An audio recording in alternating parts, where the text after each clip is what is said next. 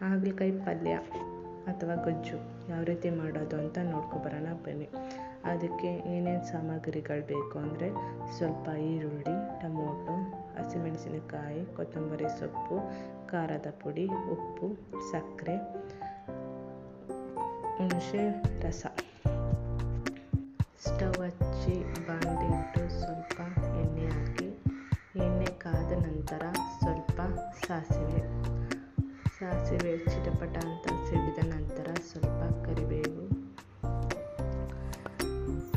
ನಂತರ ಸ್ವಲ್ಪ ಈರುಳ್ಳಿ ಹಾಕಿ ಚೆನ್ನಾಗಿ ಹುರ್ಕೋಬೇಕು.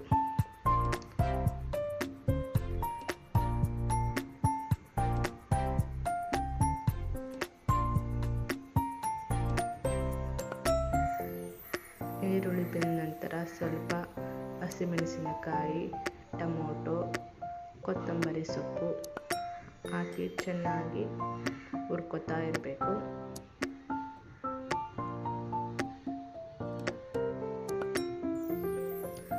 ನಂತರ ರುಚಿಗೆ ತಕ್ಕಷ್ಟು ಉಪ್ಪು ಹಾಕಬೇಕು. ಉಪ್ಪು ಹಾಕಿ ಚೆನ್ನಾಗಿ ಮಿಕ್ಸ್ ಮಾಡಬೇಕು. ಮಿಕ್ಸ್ ಮಾಡಿದ ನಂತರ ಹಾಗಲಕಾಯಿನ ಹಾಕಿ ಬೇಯಿಸ್ಕೋಬೇಕು.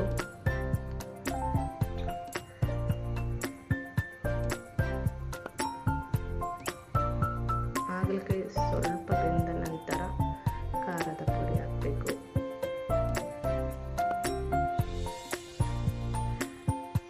ಖಾರದ ಪುಡಿ ಹಾಕಿದ ನಂತರ ಬೆಲ್ಲ ಅಥವಾ ಸಕ್ಕರೆ ಹಾಕಬೇಕು. ಇದರಿಂದ ಕಹಿ ಅಂಶ ಸ್ವಲ್ಪ ಇರೋದಿಲ್ಲ. ನಂತರ ಹುಣಸೆ ರಸ ಹಾಕಬೇಕು.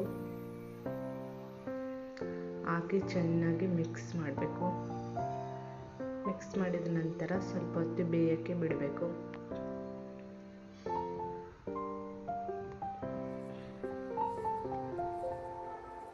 ಸ್ವಲ್ಪ ಹೊತ್ತು ಬೆಂದ ನಂತರ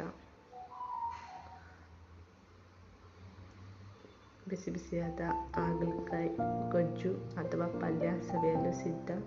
ಸ್ವಲ್ಪನೂ ಕಹಿ ಅಂಶ ಇರಲ್ಲ, ಯಾಕೆಂದರೆ ಬೆಲ್ಲ ಅಥವಾ ಸಕ್ಕರೆ ಯೂಸ್ ಮಾಡೋದ್ರಿಂದ ಸ್ವಲ್ಪನೂ ಕಹಿ ಅಂಶ ಬರಲ್ಲ. ರುಚಿಯಾದ ಹಾಗಲಕಾಯಿ ಪಲ್ಯ ಸವಿಯಲು ಸಿದ್ಧ.